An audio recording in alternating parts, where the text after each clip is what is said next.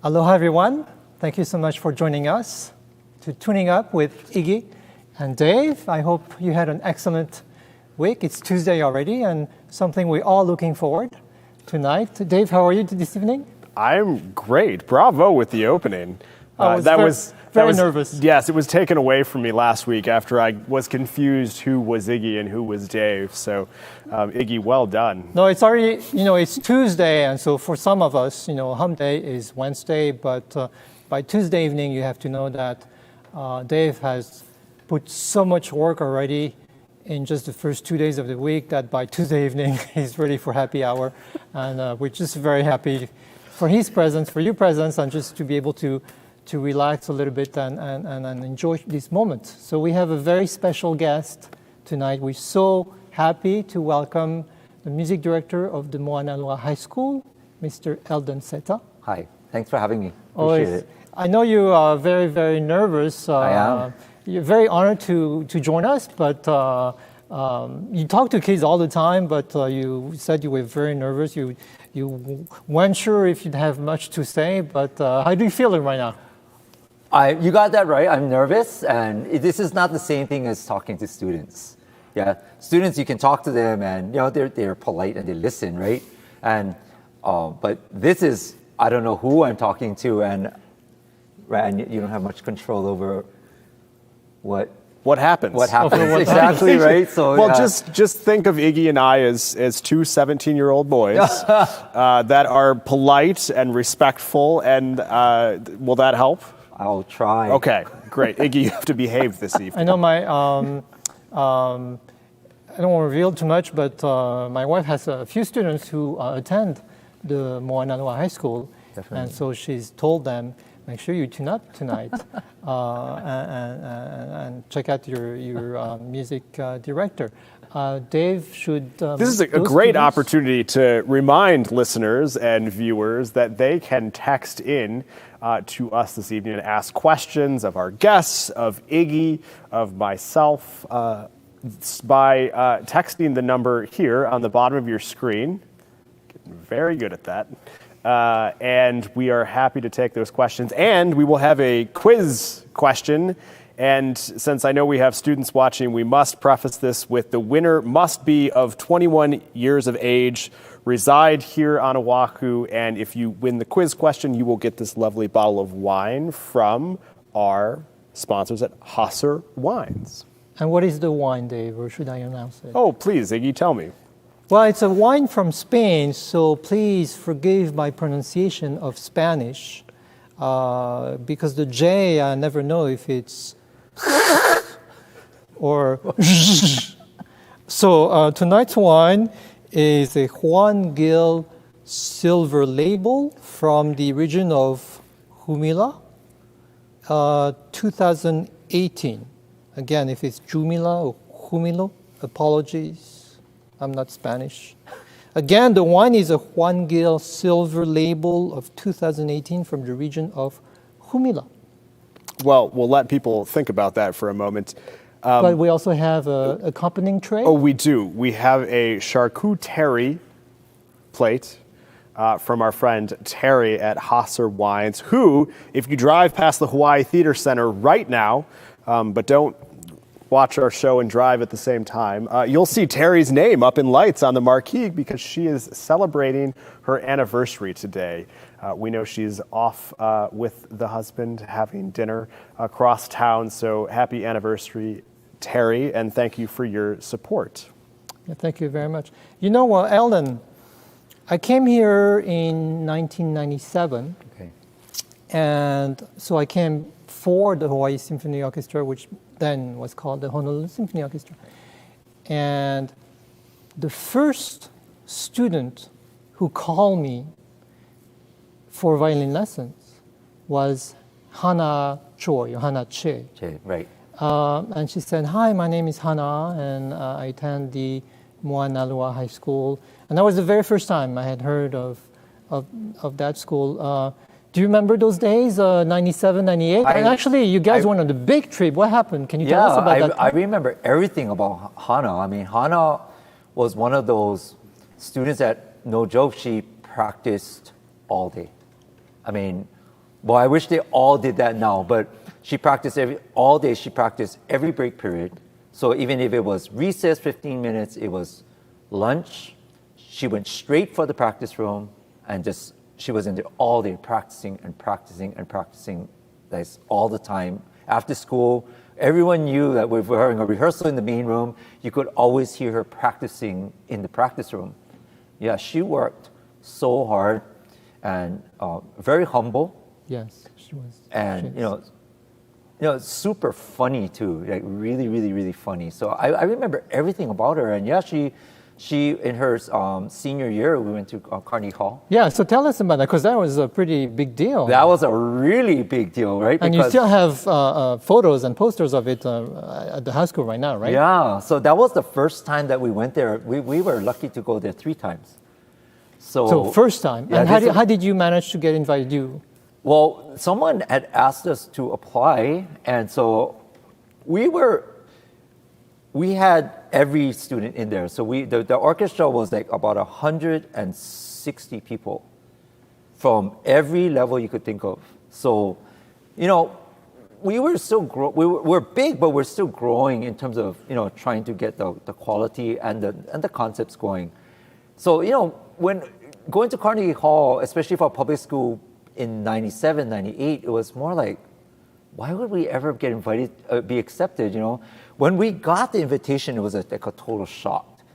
We were like, what, But what was great about it, amazing about it, was that it became a massive community effort to get us there because it was expensive. Most of us have never been to the East Coast before. A lot of students some of them have never even been off the island. But going to someplace like Carnegie Hall is, you think of it as being the place of, when you reach the very top. I mean, especially to us, that was like the epitome of everything. And to be able to go there, with a high school group was just really, it was just a really big deal. So you had to fundraise a lot? The kids had to do a lot of... We fundraised like crazy, and everybody got involved. We sold pies, we sold drinks during recess every single day for months, and everybody got involved. We had car washes, we had auctions, and it was just amazing how everybody just got into it. And Dave, 97, 98, 99, was that too early? That was before your Juilliard days? That was before my Juilliard days. So you could not have... I did not get to hear this performance. What time of year did you take these students? Not in the winter. No, we went in spring. Okay. In March. Yeah. Okay, excellent. I want to, for people just tuning in, our guest this evening is the music director of the Moanalua High School, Elden Seta. Thrilled to have you here this evening. I'm honored. Thank you. Yeah, and again, we welcome questions, and we're currently talking about Carnegie Hall and that age-old question of how you get to Carnegie Hall. And apparently there were pies and drinks involved in helping to fundraise everything for this. you could think of. So it's not just practice. It's practice, pies, and practice? Yeah, exactly. At one point I remember our small group was going out everywhere. Everything we could think of to try to raise funds. We go and play at a gig, and they said they'll donate maybe $100, and we took anything that we could, and everything went to the pot, and it was really great. Again, we were super lucky. We were really well, you lucky. deserved it. Yeah. I'm sure you deserve it. I hope so, but when we worked so hard. I mean, in actuality, it's so funny. I look at the program now. I'm like, what was I thinking? And tell us about the program. We did Uh, the Jupiter, the host, and we did a Hawai'i number, we did a Pops number, and we also did the Tchaikovsky's Fourth Symphony, the finale. Wow. And speaking of woodshedding, it was like teaching those kids. I mean, they it was like, okay, fourth finger.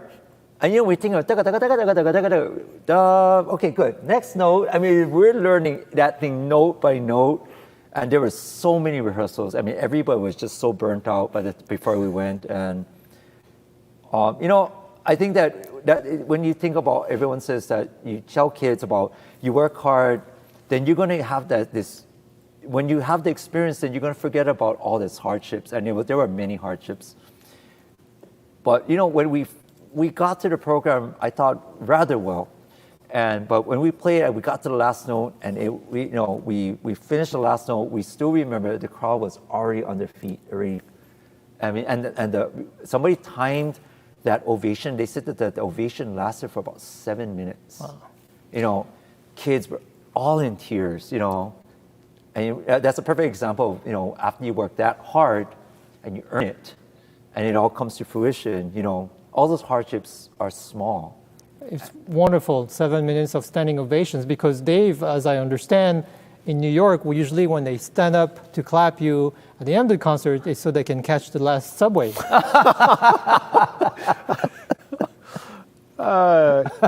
Yeah, sometimes. Well, that might have been why they stood up to But they wouldn't. Not for 7 minutes, stayed though. for 7 minutes. Yeah. I want to go to the beginning of the concert. So I know you have a number of associate directors, assistant directors that you work with. Were you on the podium for the very first piece at Carnegie Hall? With that concert, it was, in fact, we had our choir conductor at that time, Jun Masuno, and then my associate director at that time, Michael Engler.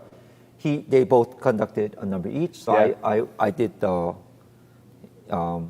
first, third, and fifth piece, I think. The Jupiter, the Andalusia's Lecona, and then I did the final Tchaikovsky number. What's it like standing on the podium at Carnegie Hall, thinking about, from Bernstein to you? Oh, okay, so I don't know if anybody wants to know this, but then for that first concert, they put me, I always like to be with the students, and I don't like to lose track of them. I want to make sure they're okay all the time. But that first time was really strange. They said, "No, you are the conductor. You must stay in the maestro's room." So I'm in this room with this grand piano, beautiful room, and you see all the conductors, all the way, all these people. You see all the past conductors, of that were in that room. And I just felt like I need to get out of this room. I don't belong here. One of these things are not like the other, like Sesame Street. And I felt so threatened to be in there. They said, "Oh, you may play the piano." I said, "I am not touching anything in this room." So I just sat there. Finally, I just left the room because I just felt like that I just didn't belong there. But it was an honor to say that I was in there. Because it was, to know that, to know that the greats stood on that stage, and some of them, you hear about how they started, and that's their debut, and just all that history and the sound of the stage. So, sorry, Dave, you usually like to ask a question. I do. I like to ask the question, take us back to the beginning, which can mean a lot of things. But before I get into that, I want to give our listeners a little bit more context, because I am brand new here. And when Iggy said, "Hey, we're going to have this band director come on the show," and I said, "All right, great." And then I started to hear about your program at Moanalua. And the program that you've built there is quite phenomenal. And for someone who doesn't know the school system here, this is a public school. Yes. And how large is this program that you've built? The program right now has about 600 students. Enrollment of 2,000. But going a little bit past that, I don't feel that I built it. It's not me. I think that it's just a line of amazing support and community, everybody working together. We have I think that you previously interviewed Hana Watanabe. Yes. It's having that. We have an incredible feeder school system, and that's a key. Yeah. Everyone knows that. If your feeder school is not feeding you, the high school can only do so much past that. So having Hannah, Steven, Ryan, and more there in the past, Don Suha, all of them leading it all that time, helped us be able to build the castle going, on top of the hill, and that's the hill is the hardest part to build, So, and the line of teachers that the faculty that we had an opportunity to work with, that's our key, Parent support, man, the parents are just, yeah. What do you call them? A booster? Our boosters, yeah. The parents are so supportive. You know, I mean, we're so grateful to have parents that, you know, when things like great opportunities come up like this, it's not a no. It's more how can we make it happen. Mm-hmm. And they are there all the time for the kids, and we're really grateful. Yeah, a really strong administration. Every teacher knows that. You know, you can be a strong teacher, but you don't have that administrative support, like anything, right? Even with the symphony and everything, Mm-hmm. you don't have the administrative leadership. It's really difficult. So I wish I could take credit for it. But well, you should, because Yeah. 600 kids now, but when you started, it was smaller. it was Yeah. much smaller. Yeah. But Richard Hotoke, who was my predecessor and was the teacher of people that you know, Yes. he did an amazing job. He did. He really gave them he did a good job with giving them the base. It was a lot smaller than the orchestra was about 30 strings, you know, which was considered big, you know, and the band program was about over 100. That was considered one of the biggest ones back then. Yeah, and then after that we just kept building. Brick by brick. Thanks to everybody working together, yes. So, Dave, what do you mean when you ask Elden, take us to the beginning? Well, start from anywhere you'd like. But before that, I want to bring up a message that we just got, because it speaks to the support of the parents, and not only of their students but of the program. And so I have to read this one because I can't paraphrase this. I am a Moanalua high school parent and just wanted to say a huge mahalo to Mr. Seta for his dedication to our children and everything he does for them and the music program, especially during this unprecedented year. He has done all he can to create special experiences for our kids in this very challenging time. Thank you. We love you. Oh, So that's nice. We're getting a number of these Thank you. messages, that, you know, overwhelming support for the work you're doing at Moanalua. So take us back to the beginning, because you haven't been there your entire career, or have you? Have been. You have been. From day one. Day one. Graduated from college, and I just got really lucky. I got really lucky. We didn't know that there was an opening at Moanalua, let alone we didn't even think that we were all going to get jobs out of college. There was a whole bunch of us that graduated. There was no openings. And so, you know, we're thinking, well, that's it. I'm going to have to do something else. But then all of a sudden, Moanalua opened right at the end of the school year, almost into the summer. Everybody wanted it. Everybody wanted it. And, you know, we're the What newbie. position was it back then? Band, the music director. It was, you know, so, you know, everybody wanted it. And the best thing I can say is that I was just really fortunate. Really, really fortunate. Way more fortunate than I think I deserved to be. But it was, I've never, ever took it for granted. One of the principal at the time became a parent after, years back. His son came up to Moanalua High School after that. And, you know, he always teases me. He says that, you know, you were my best investment as a hire, you know. But you know, I gave him so much headaches. Best return. Yeah, I gave him so much headaches, you know. But anyway, I don't mean that to boast about myself. I just mean that I just got really lucky. Yeah. Yeah, and then someone told me, said, whoever ends up landing Moanalua, whoever, and you know, there were people who were more experienced than I had, because I just had graduated just in May. You know, someone had told me, I remember, they said, whoever lands this job will have gotten, they will probably be there for their whole career. And so before you get the job, what I'm interested in knowing is, you know, you went to Pro City High School, I believe. Growing up, how did you get started with music? What instrument did you play, and who were your sources of inspiration? I started like any normal person. I started in 7th grade, beginning band, you know, at Highlands Intermediate, and it was a huge program. And I did it mainly because my brothers did it. You know, that was pretty much it. My brothers played in band. Well, my oldest brother is a sports, he's a baseball player, amazing player. But my brother my second brother played saxophone, and he was way more serious about it. So I kind of, you start to connect. At first, I was the typical kid going to the concert, wondering how long is this piece, when is this going to be over? I mean, that's the people at our concerts too. But it started typical. There was nothing special, and I was really bad, like really bad. Like I mean, the things that my middle school teacher used to tell me, you can't say no, But it's funny, it's like I didn't go home. I wasn't upset. We went over that last week about things you can't say anymore. Right, it's a totally different, even different than what I said when I started. I can't say no, but I was the typical person that I was really bad and just had to practice really hard, and after it just went the way it But went. do you feel like, well, first of all, I don't know if I believe everything you're saying in terms of like being really bad, but do you feel that, so you have some people that have quote unquote, God-given talent and things come kind of easy for them, but do you feel that because you have to work so hard, you know what it takes, you appreciate it more in the end?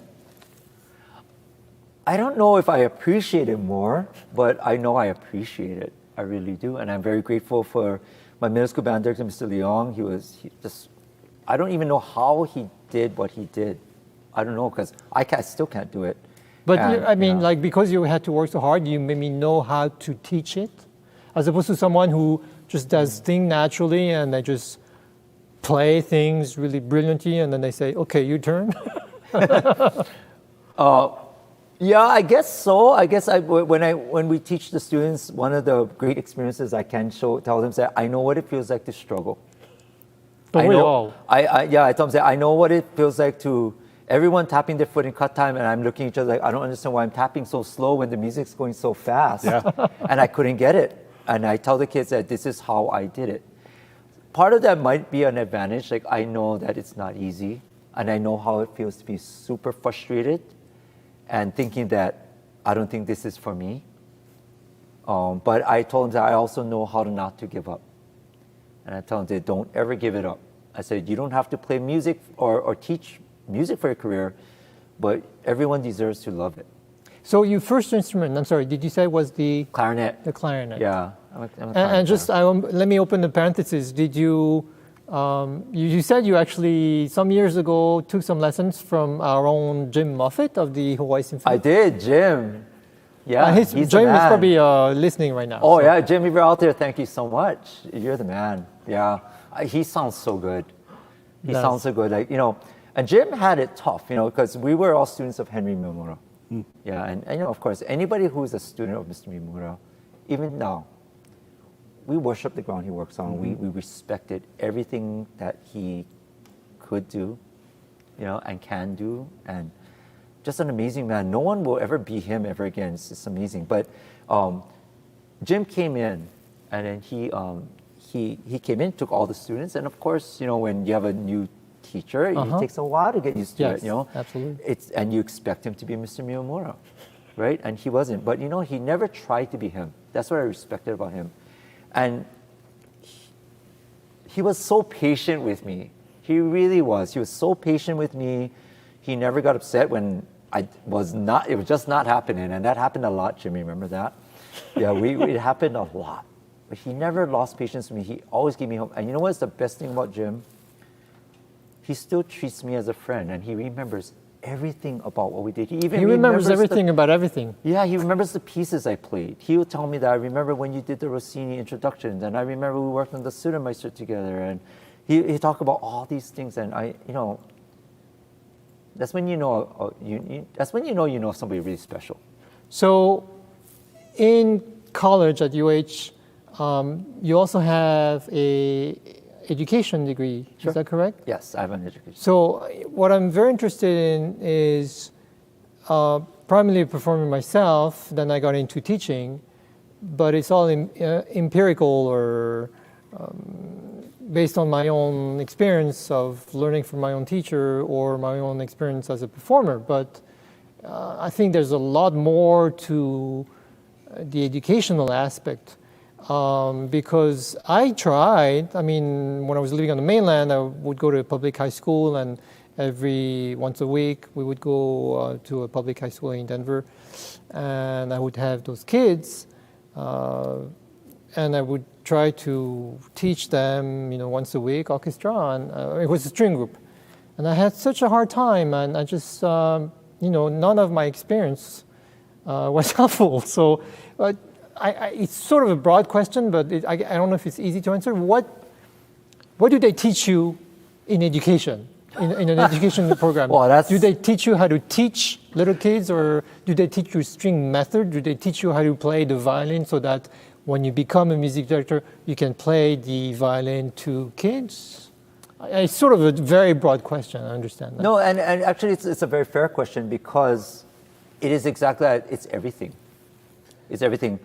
I think that, number one, your applied is the most important. Yeah, your applied music, your instrumental knowledge, because that's the inner core. But then you have to take all the methods of every instrument. That doesn't mean that you can play them, but it gives you exposure, in order to be able to take knowledge and to pass it on to others. But you have to take all of the educational psychology stuff and about how to work with kids, about planning lessons, all the kind of stuff. It's a big deal. I mean, to graduate 4 years in education was I'm not sure about now. I can't say about now, but before it was really hard, very hard to do. I went to summer school every year, and I still took 5 years. There's so much stuff to take. But even that, I hope I don't make my former teachers angry, but it's what's really important, I think, in education is working with people. And I always tell my former students, which there was a lot of them out there teaching now, I tell them, get as much experience you can just teaching kids, just teaching kids. And I'll go back to what you said, it wasn't easy. It still isn't easy. Education is not easy. Like, people would say that, I'm going to go to education because I heard it's easy. I'm saying, wow, you're in for a really big surprise. It's not. There's nothing easy about it, but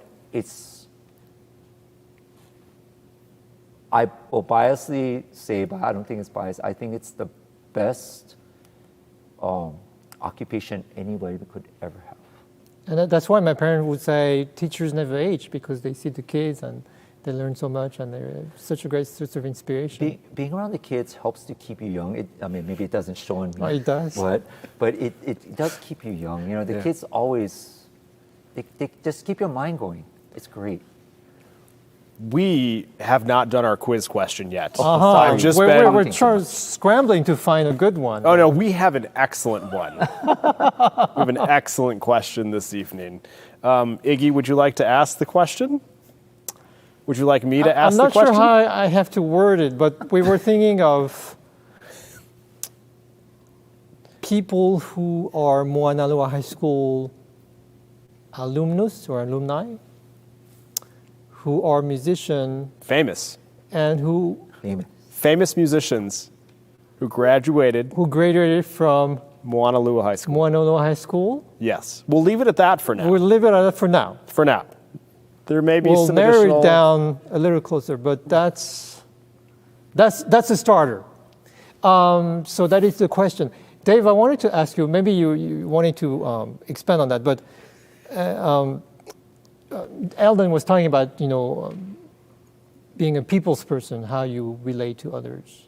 Do you find, Dave, that in your position as the executive director, you're having to deal with musicians like myself? You're having to deal with, but you're having interaction with volunteers, supporters, donors, board members, staff members. Do you feel like you have to switch something off or on and kind of be in a different sort of mood, depending on who you're talking to?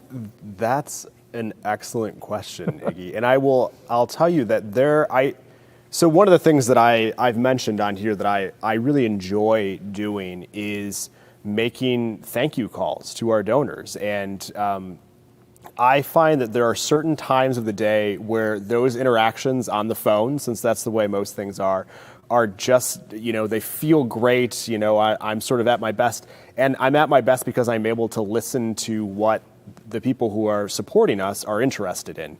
And, the reasons that they're supporting the Hawai'i Symphony Orchestra. So I will say that there are certain times of the day where I feel like that's a good time for me to do that.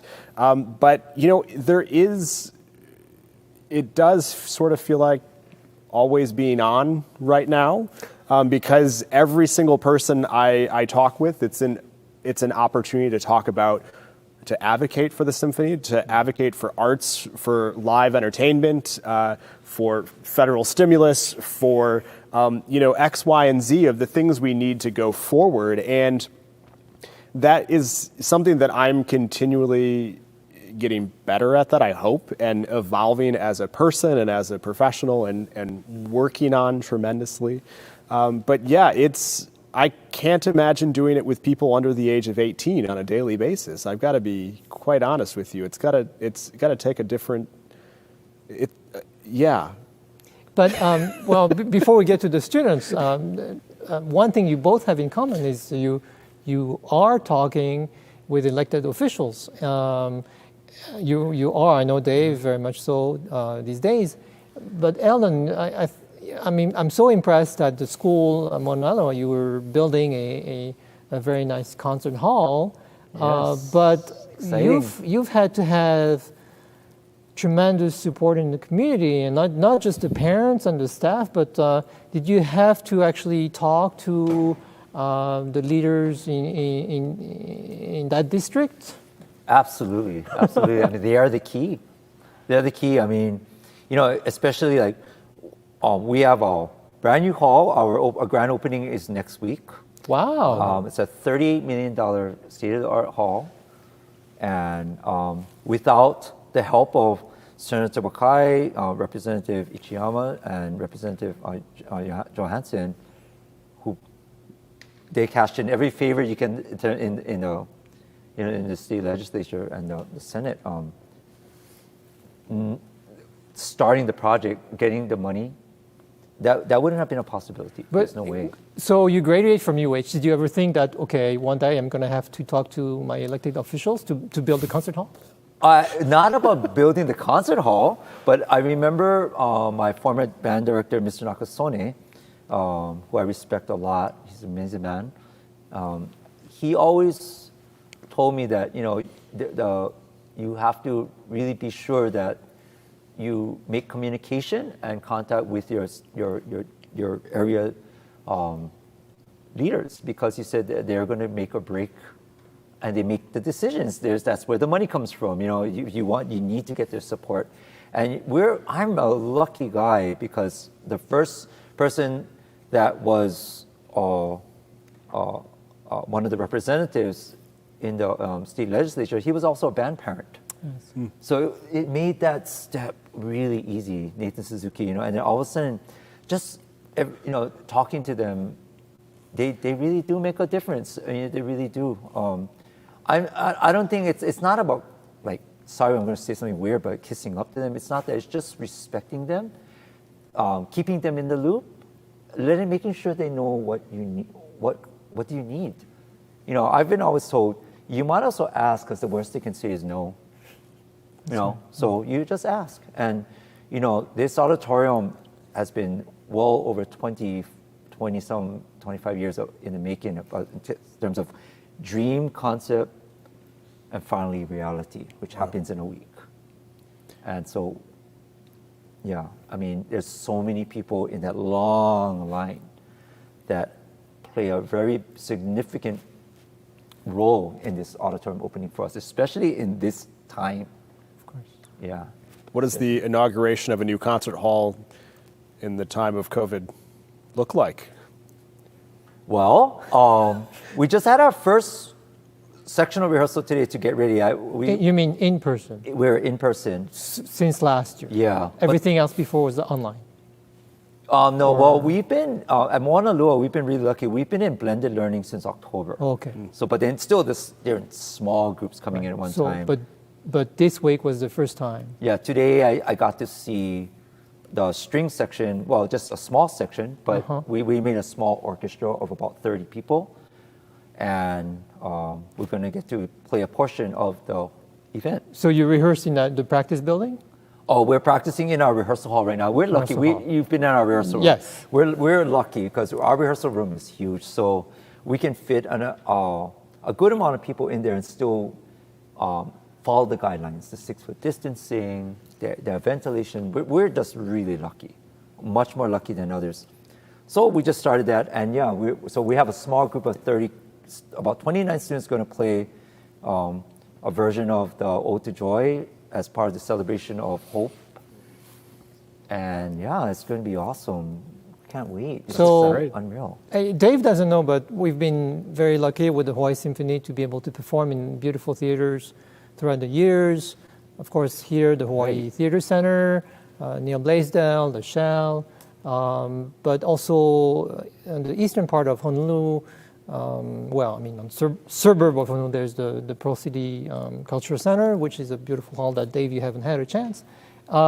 And hopefully the symphony can use your hall. Will you give us a discount on the rental? Yeah, that's all part of the plan.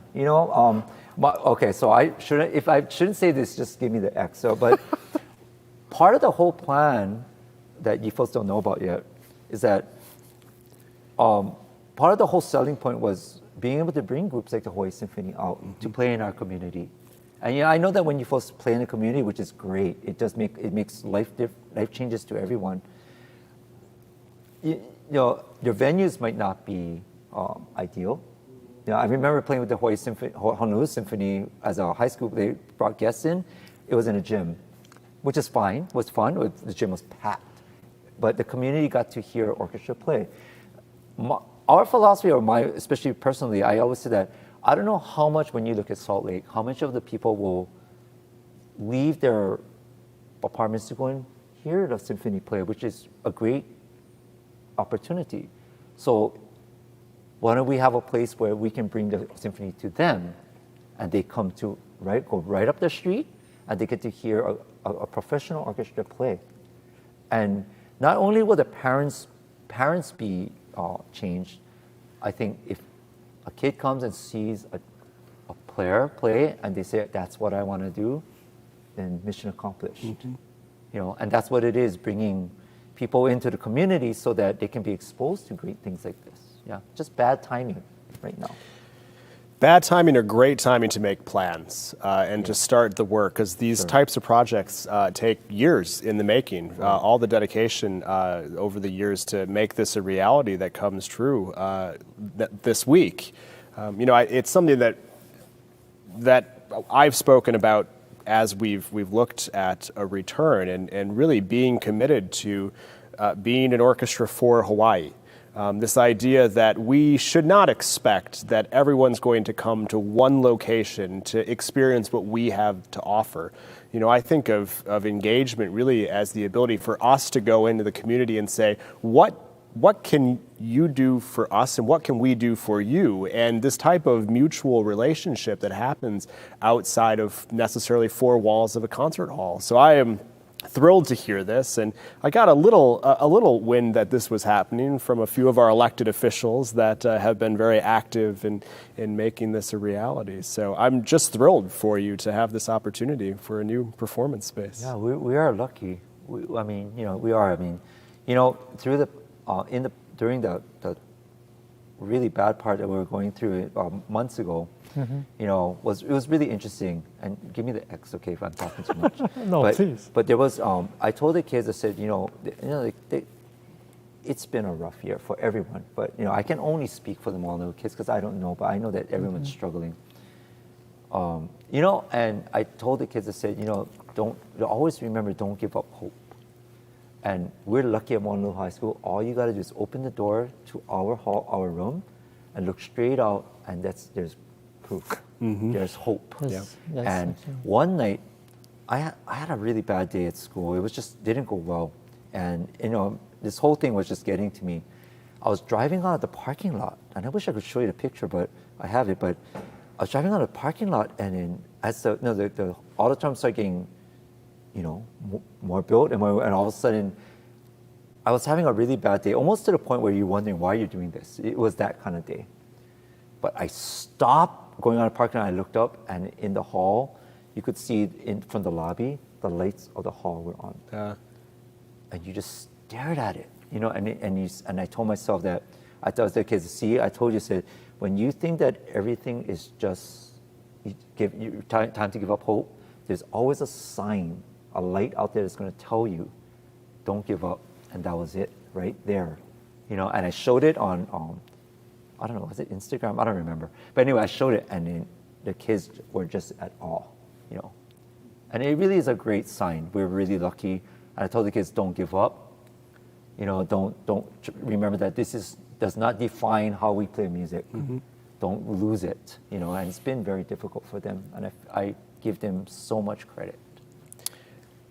I want to ask some of these questions that we've been getting in, because these are really wonderful and I'm curious about them as well. I've obviously not experienced this one, but a question from Jeffrey. You use a great deal of orchestral music for your marching band shows. Can you talk about why it's so important for your students to learn and explore the classical repertoire? Okay, Is that Jeffrey Buckman? No, we don't know. It's a Jeffrey. I think it's Jeff Bachman. But that's okay, that's good, all right? From the University of Hawaii. Thanks, Yes, Jeff, Jeff. if that's you, yeah. I think that exposing students to all kinds of repertoire is always important. You know, there's no one genre that's important, but when you think about the kids who don't get to hear stuff like this, you know, and appreciate it, my thing is this, like some people will tell me, why would you play Scheherazade on the football field? That's like not doing it justice. But my philosophy is that, but the kids loved it. And then they're saying, oh, Mr. Seta, I downloaded this orchestra version. It's really cool. Why don't we play this part? And how come we're not playing the fourth movement or the third movement? You know, stuff like that. Then we've exposed them. And even if they like a certain piece, because they played in a marching band, I think that's okay because they get hooked. Because it was based off great music. Yeah. So I think it's awesome. I think that no matter what, we don't specifically always just choose classical in terms of what the theme is, but you know, gorgeous music is gorgeous music. Yeah. Absolutely. Right? Yeah. Can you talk about the difference between teaching orchestra and, say, marching band? Wow, yeah, very different, but there's similarities. Yeah. You know, well, number one, the kids are the same. You know, the orchestra kids are all out on the marching band field too. Oh, really? Yeah, they're playing alternate instruments. They're in color guard. You know, everything. You know. No marching cello.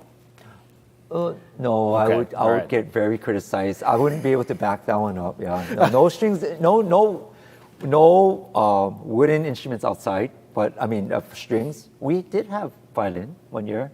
Cheryl Shohit's student featured in a Chinese number. That went really great. But there's, you know, I mean, the stepping, of course, you know, there's those obvious things. But, you know, musically, no matter, we always teach the kids, whether you're on Carnegie Hall stage or you're on a football field, still music is number one. Play good quality music. I always bring it up, but the rhythm, the pulse, is it different when it's kids playing a wind instrument or playing a string instrument? Do they feel the beat differently? I think that the instrument itself, or what you have to do, The tone production. yeah, or just the physical action, right? You know what I'm saying? Like sometimes a violin player might get this quarter eighth note because of the Mississippi action. hot They dog? feel it. Yeah. Oh, man. How do you know that? That's funny. But anyway, Let's not go over For there. those interested, there is a 90-second clip of Iggy singing all the way through Mississippi Hot Dog. oh really? Oh, I gotta check that out. Anyway, please go on. Alex. I got to check that out. I will. But no, I mean, it's the same. I mean, every instrument has its different challenges. You know, I mean, there's stuff that the kids do out there on the percussion that it's like crazy what they're doing, and then they will never experience that out. They probably the chances of them experiencing a certain type of percussion playing that they love won't be as, they won't be able to encounter that as much in the concert band or in the orchestra as they would in the marching band. So again, there's all these different factors. You cannot say one is, as far as, is it easier or harder? I think they're all hard. I think they're all hard. And the kids are really amazing. The kids really adapt quickly. Sponges. Yeah, I told you this. I still can't tap my foot and play the violin because my foot goes with my... You're bowing. Bowing. Yeah. I can't do it. I go really slow and my foot starts to lose control. But the kids just go, oh, it's not a big problem. It's easy, stuff like that, So, I don't know. I think I did not answer your question at all. No, absolutely. Yeah. Speaking of things that are easy, though, our quiz question was not, although we have a whole list of people that I now know went to Moanalua High School. But the answer we were looking for is a pianist who went on to Juilliard. Yeah, so we're looking for someone who graduated from the Moanalua High School. Famous? Who, very famous to me, who attended the Juilliard School, and who is a pianist. Wonderful bottle of wine this evening. So, someone I'm very familiar with. Elden, I wanted to ask you, so the students, wonderful students. Yeah. I would like to know where you find the right balance, because if I see a bunch of students and, they bring so much enthusiasm and energy, and I like to have fun with them, and we enjoy playing music, but there are times when you need to tighten the screws a little bit. Sure. And Absolutely. that's where I struggle sometimes, because they go a little bit out of control, and I'm like, whoa, I don't know how to deal with this anymore. On the other side of the token, then you have some students who need to be stimulated, who kind of are in the background and kind of a little bit tentative and not always confident when making music. So you have different characters of students. Yes. Do you find that your experience helped, or having an education degree helped, or the psychology of each student? And I guess from my own perspective, I want to know where's the fine line between, having them excited but not out of control. I think you said the magical word, you have to draw the line very clearly. Yeah. But the line in my mind, the line doesn't necessarily mean that you can't have fun. The line to me is just, you got to know where morally not to cross. Yeah. And it's mutual. I got to know, the students have to know never to cross the line between teacher and student. At the same time, I have to do the same thing. I have to mutually know that when not to cross the line over to their side. That's kind of like how I think. We joke around a lot, but most of my students will tell me that they think I'm pretty mean, and I accept that. Yes. Yeah. Yeah. And every student will interpret you differently. Right. Right. Yes, Some absolutely. students are very hardcore. They tell me that, Mr. Seta, you have to be stricter. And some say that you're so strict that I feel like and this. Thank you for saying those different. things, because Yeah. sometimes I just wonder myself. But Yeah, no, really, and there's no the greatest thing, the tricky thing, but the greatest thing is that everybody's different. But that's what makes education fun, because if everybody was the same, it'd be boring. But do you feel like over the last, 20, 25 years, teachers have had to recalibrate a little bit? Yes. Because things you may have said 20, 25 years ago, you can't really say anymore?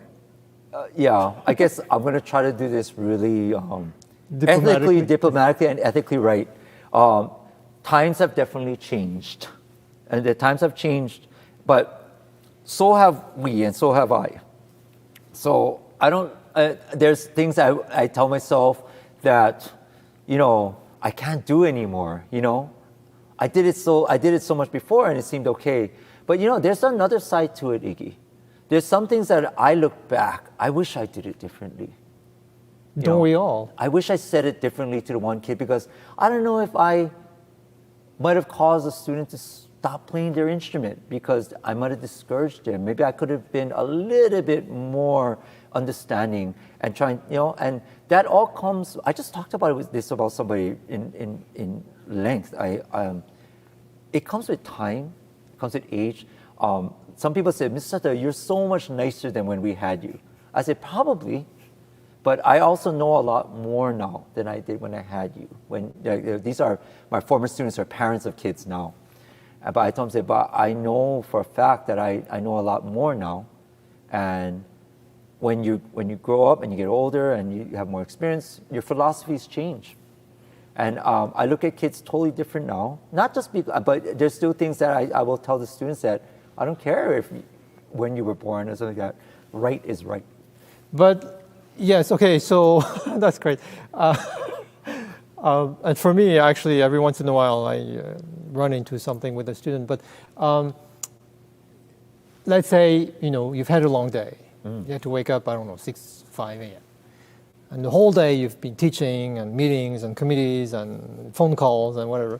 And then you have to conduct at the end of the day or teach. And you're kind of wearing thin.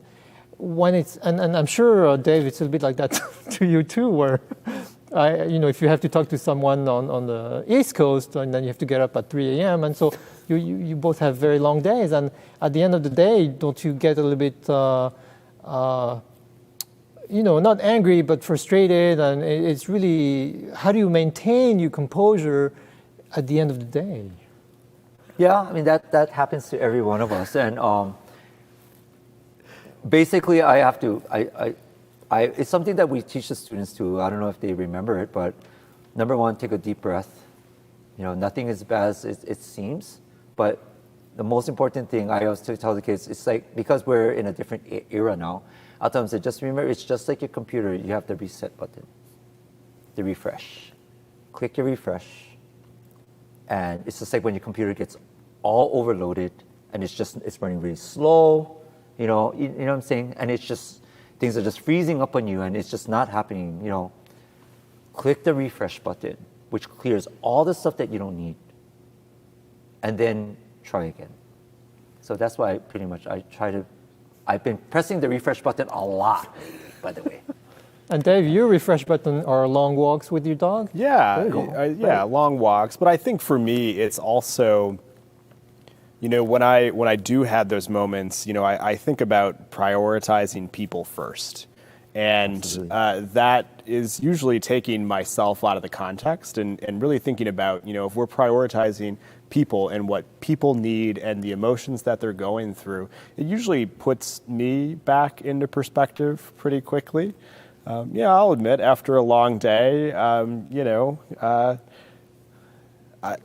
wish I was home 10 minutes sooner than I am. And I noticed too, like these days with like email especially, it's very easy. I read an email and I'm like, oh! And I immediately want to just like pound the keyboard and just like, not be very diplomatic in my reply. And then, so I try to make a point never to reply to an email, hot-blooded, and then let it kind of cool off a little bit. And then often you find out that the tone of the email you just read is not as aggressive as you thought it was. Yeah. That's fair. But I'm still working on it. No one's perfect. So... Sorry, I just kind of... we have a quiz winner. However, they won't reveal themselves, and they insist that we send the bottle of wine to that famous graduate of the Moanalua High School. Wow, that's great. Maybe I can be the messenger of that bottle?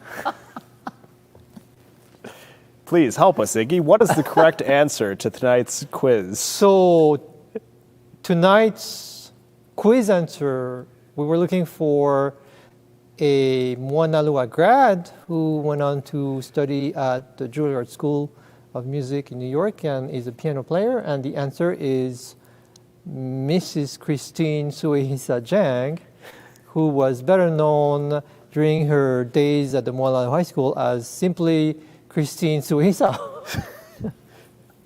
Yes. So I don't know who won, who found out the answer, but I would argue that you won, Iggy. yes, we won because Christine will definitely not drink the bottle by herself tonight. She's probably the same color as the wine glass right now, ruby red. But takes us a few days to savor it. So thank you very much to the person who found the answer. Yes. Well, I want to ask a couple of lead-up questions here as our time comes to an end. You know, one of the questions that I always like to pose to our guests at the very end, after you've answered everything, you know, so eloquently, is what does the future look like for the Hawaii Symphony Orchestra and for classical music and symphonic music here in Hawaii? But I want to couple that with a question that was sent in, and that being, what can students learn, your students learn, from going to hear the Hawaii Symphony Orchestra? There's tons that you can learn. I mean, I learn when I go. That's why I go. I go to learn. How about just learning what we're talking about? You know, violas, blah, blah, blah, blah, play out. You don't want to ever not be heard. Like you always complain of not being heard. Then all of a sudden you come to the concert, they're like, did you hear the violas? I could only hear them. I said, exactly. Or they said, Mr. Seta, did you see they're all at the right part of the bow? I said, exactly. Now you know what it looks like. There's so much to learn. And, you know, repertoire, you know, learning about new types of repertoire. I love the music that you folks play. It's very diverse, you know, and there's so much music that I steal from you folks. When you folks play something, I write it down, I like it. Is it possible for us to play it? I write to the musicians, how hard was it? And they say, I think it's doable. And we try it. Of course. Yeah, it's great. So there's so much things they remember. They say, oh, I remember my teacher was playing this at the symphony last year. I said, that's where we got it from. They say, wow, it's awesome. So there is tons to learn. The future of the Hawaii Symphony, are you talking about because of the pandemic, or are you just talking about this general? Just generally. Geez, I hope that it flourishes like so much that, you know, you folks are playing so many concerts filled, packed. I hope that everybody gets a chance to have an opportunity to hear the orchestra play and be inspired. I have one. I hope this doesn't offend, especially members. I hope that one day I will close my eyes and know that the students of Hawaii, many of them are going to be, I mean, they already got, but they're on the stage playing with the group. Absolutely. Because I think that's what's great about having the Hawaii Symphony, what's so important, not just for them to understand where you're aiming for, but what are the possibilities for you? You know, I think that, and you know, when I see my former students playing Aris, Yes, Aris. in Young Park. In Young Park. Oh man, as a teacher, that's a gift that, again, that you don't really deserve, but man, you take it because you see that they made it, you know, and you see them playing with everybody, and then I get to ask questions. What is it like? It's great, you know. I mean, I hope that more. I mean, not just Moanalua, everybody, that they know that they have a dream that's very attainable if they work hard enough. That's what I see. Great. Beautifully said. Yeah. Yeah. So I'm glad you didn't ask me one about the piece. That would have been really hard. So that's good. I forgot about Aris. I mean, Aris Doike, I remember, and you know, cellist and fantastic. player. And in Young Park before him, and we started with my stand partner Claire Hazard, and In Young lives in Texas. Is you know, very excellent violinist. Yeah. So many great students coming out of your school? Well, we'll look at it this way. A lot of those students were studied under Hawaii Symphony musicians. They were inspired by them. So I'm grateful for that.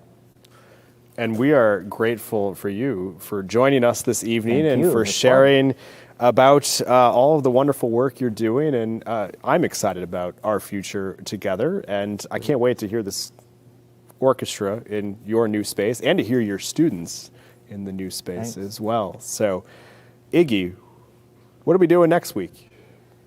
We'll have a special guest, not to be revealed tonight, but they all are fantastic, wonderful stories that come from the heart. Nothing is superficial, and we hope you'll join us again next week.